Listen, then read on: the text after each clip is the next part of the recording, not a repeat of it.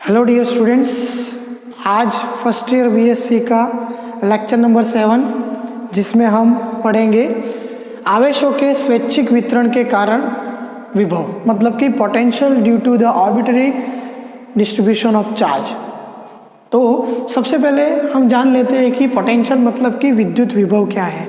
तो लास्ट जो हमारा लेक्चर था इससे पहले वाला, जिसमें हमने पढ़ा था विद्युत विभव के बारे में कि विद्युत विभव यदि किसी आवेश को अनंत दूरी से किसी पी बिंदु तक लाया जाए तो उसके लाए जाने में किया गया कार्य क्या कहलाता है? विद्युत विभव कहलाता है। और उस कार्य के दौरान जो ऊर्जा होती है उसको हम क्या बोलते हैं? विद्युत स्थितिज ऊर्जा कहते हैं। तो ये चीज़ें हमें पता थी।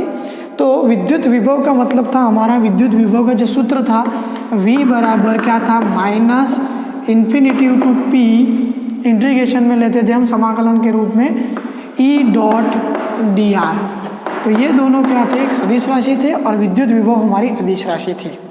तो स्टूडेंट्स यहाँ तक हमने पढ़ा था। अब हम क्या करेंगे कि अब आवेशों के स्वैच्छिक वितरण, मतलब कि एक आवेश नहीं है, दो आवेश है, तीन आवेश है, चार आवेश है, तो हमें किन्हीं दो आवेशों का उदाहरण लेकर हम पहले ज्ञात करेंगे। उसके बाद उसी के दौरान हम तीसरा आवेश, थर्ड, चौथा आवेश, उसी तरह से n आवेशों का हम विद्युत विभव का स्वैच्छिक वितरण ज्ञात करेंगे, मतलब कि arbitrary distribution of charge. So v is equal to minus infinitive integration infinitive to p, हमारी लिमिट हो गई, e माइनस डी आर हमारा क्या हो गया? ये हो गया। तो हम इसको इस तरह से लिखते हैं, यदि जो दूरी है मतलब कि डिस्टेंस है वो इन्फिनिटिव से r दूरी r है, तो इसकी लिमिट क्या हो जाएगी? इन्फिनिटिव से r तक। तो यहाँ पर हम लिख देंगे v बराबर माइनस इन्फिनिटिव से r तक की दूरी और e डॉट डी आर, ये हमारी इंटीग्रेशन हुआ। अब इसको हम सॉल्व करेंगे, तो हम किसका मूल्य रखेंगे? इन्फिनिटिव टू r, और यहाँ पर हम मूल्य रखेंगे e का।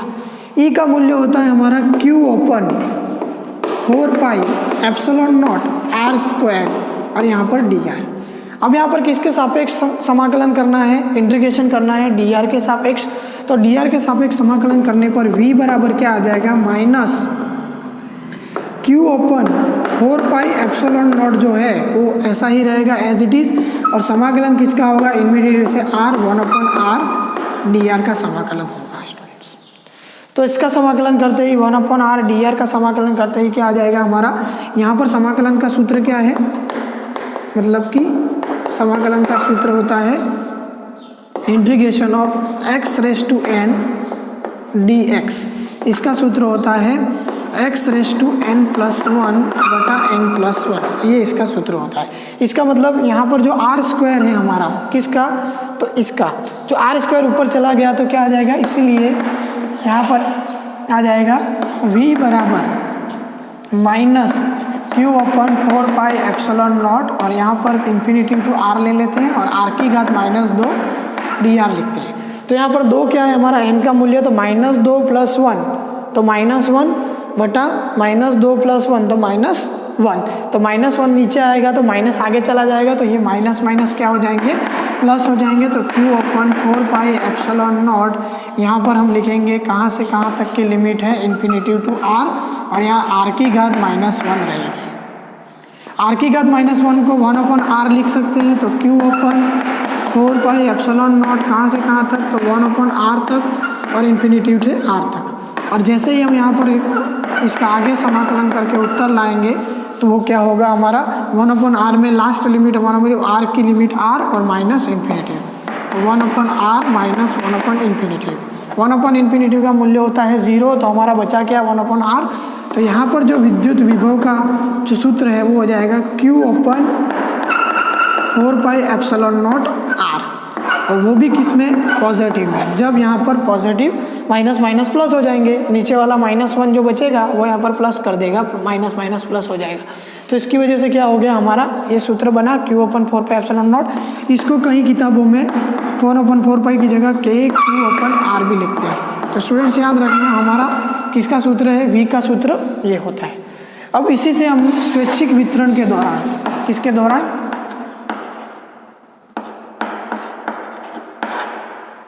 स्वैच्छिक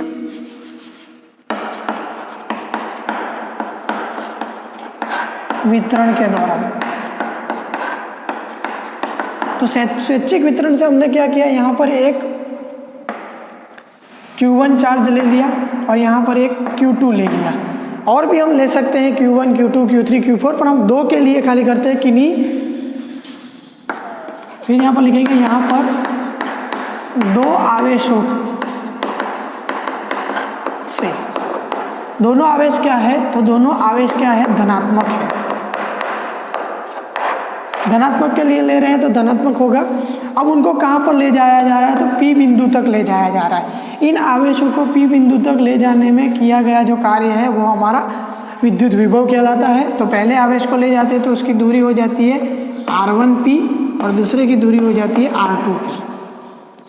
तो स्टूडेंट्स अब हमारे पास एक सूत्र है, क्या है, V वाला सूत्र है हमारे पास, V = Q/4πε0R। तो हम पहले चार्ज के लिए क्या लिखेंगे, तो यहाँ पर लिखेंगे Q आवेश के कारण, बराबर। तो यहाँ पर लिखेंगे प्रथम Q आवेश के कारण, मतलब कि Q1, प्रथम Q1 आवेश के कारण हम क्या करेंगे, विद्युत विभव ज्ञात करेंगे। तो विद्युत विभव क्या होगा इसका, तो V = Q1/4πε0 R1P होगा। क्या होगा, R1P, जो कि इक्वेशन नंबर 1।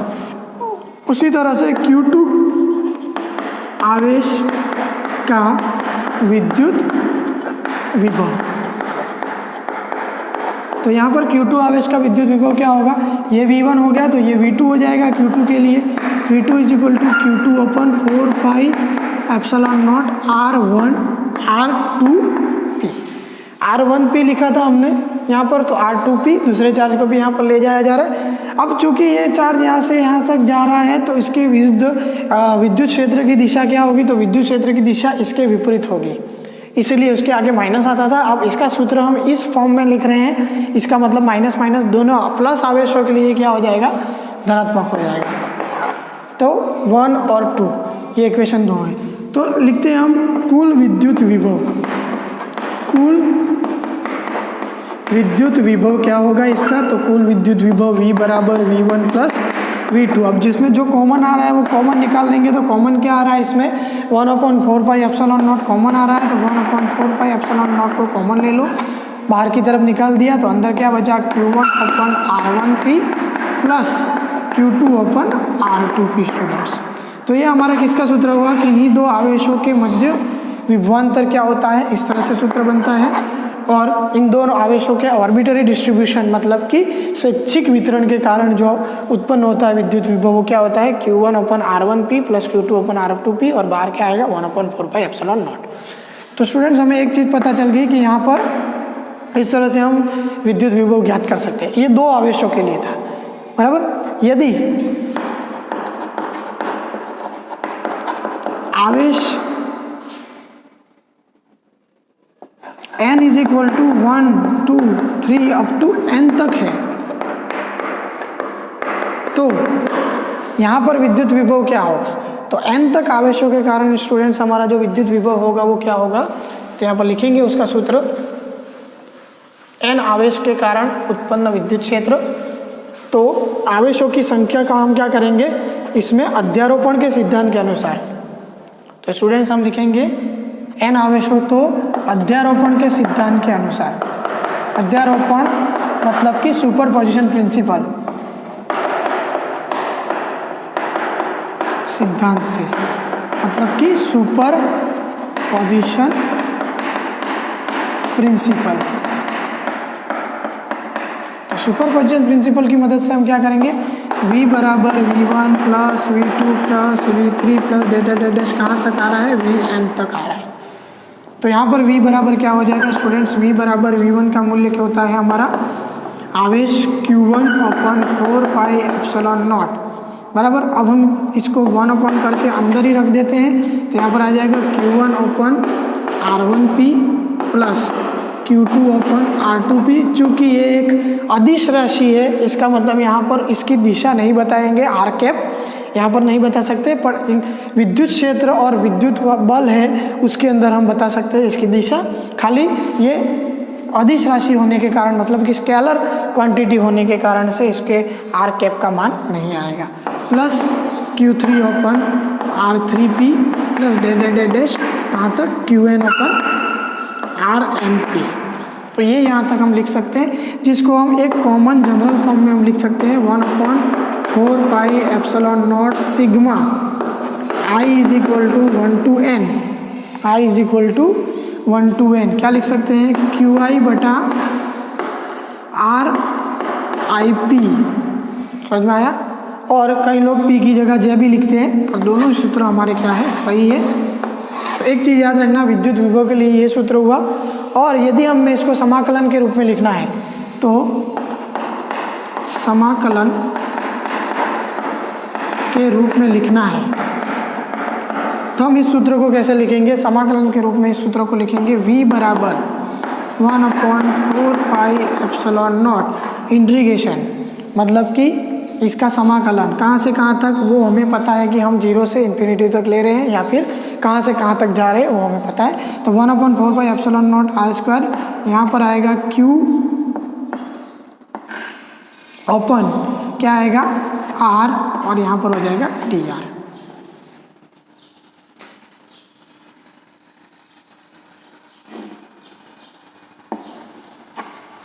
और 1/4 पाई एप्सिलॉन नॉट इस तरह से 1/4 pi epsilon not Q open R² dr। इसको समाकलन के रूप में इसको सॉल्व करेंगे तो हमारा V का उत्तर ऑटोमेटिकली आ जाएगा, क्योंकि हमने ये इलेक्ट्रिक फील्ड का ही सूत्र लिखा है। यहाँ पर किसका सूत्र लिखा है? विद्युत क्षेत्र का ही सूत्र है ये, Q open R² 1/4 pi epsilon not dr। तो इसको हमने पहले सॉल्व किया, तो इसको समाकलन के रूप में इस तरह से लिख सकते हैं। ओके, समझ में आया स्टूडेंट्स? एक और फॉर्म है इसका जो किताब में लिखा हुआ है, एक और फॉर्म इसका लिखा हुआ है, वो है हमारा V बराबर 1/4 pi epsilon not integration dQ/R। तो ये भी एक फॉर्मूला है dQ/R वाला। यहाँ पर Q/R² इलेक्ट्रिक फील्ड का था, तो यहाँ पर अब dQ/R हो गया इसके लिए। तो स्टूडेंट्स याद रखना, ये विद्युत विभव के अध्यारोपण के सिद्धांत के अनुसार स्वैच्छिक वितरण है, किन्हीं दो आवेशों के कारण वितरण हुआ इस तरह से। और यदि उसके अंदर बहुत सारे आवेश उत्पन्न हैं तो आवेशों के कारण जो विभव होता है वो इस तरह से ज्ञात किया जाता है। इसके बाद